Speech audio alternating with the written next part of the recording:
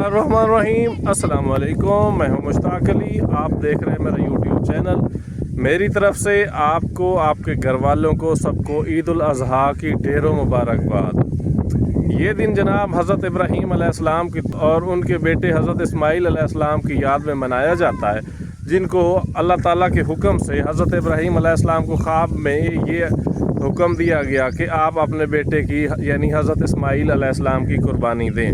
इसके बाद हज़रत इब्राहीम अलैहिस्सलाम ने अल्लाह ताला का हुक्म बजा लाते हुए अपने बेटे की कुर्बानी करने की तैयारी कर ली और उसके बाद छुरी उठाई और उनको एक पहाड़ी पे ले गए और वहाँ पे आँखों पे पट्टी बांध कर उनको ज़बह करने की कोशिश की, जिस तरह अल्लाह का हुक्म था। लेकिन अल्लाह को कुछ और मंजूर था। उन्होंने तो सिर्फ एक इम्तिहान में डाला था एक बाप को अपने बेटे के लिए कि जी एक बाप के दिल में बेटे की कितनी मोहब्बत है, क्या वो मोहब्बत मेरी मोहब्बत से ज़्यादा है या कम है।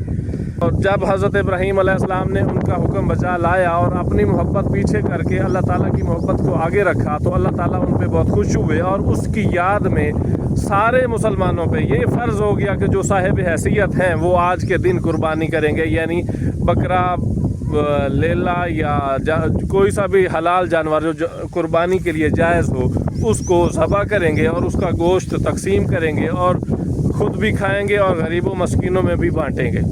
तो जनाब ये दिन बड़ा मुसलमानों के लिए अहमियत का हामिल है। इनमें से कुछ लोग जो साहिब हैसियत हैं या जिनको अल्लाह ताला की तरफ से बुलावा आता है वो हज भी करते हैं।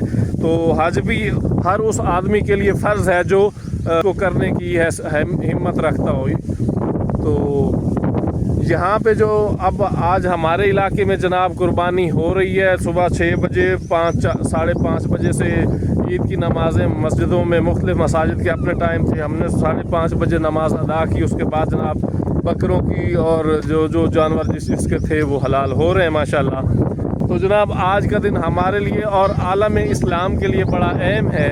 अल्लाह ये खुशियाँ सबको मुबारक करे, किसी को परेशानी ना दिखाए इस दिन। ख़ास कर गोश्त इतना खाना जितना आप बर्दाश्त कर सकें या जितना मैदा आपका बर्दाश्त कर सके, अपनी सेहत का ख्याल रखना और ख़ास कर उन लोगों का ख्याल रखना जिनके यहाँ कुर्बानी नहीं है, तो उनको सबसे पहले उनके यहाँ गोश्त देने की कोशिश करना। अल्लाह आपको और आपकी फैमिली को और जो मेरे व्यूवर हैं, जो देखते हैं, जो नहीं देखते, सबको अपनी हिफ्ज़ व अमान में रखे। आज के लिए इतना ही, मिलते हैं अगले व्लॉग में। अल्लाह।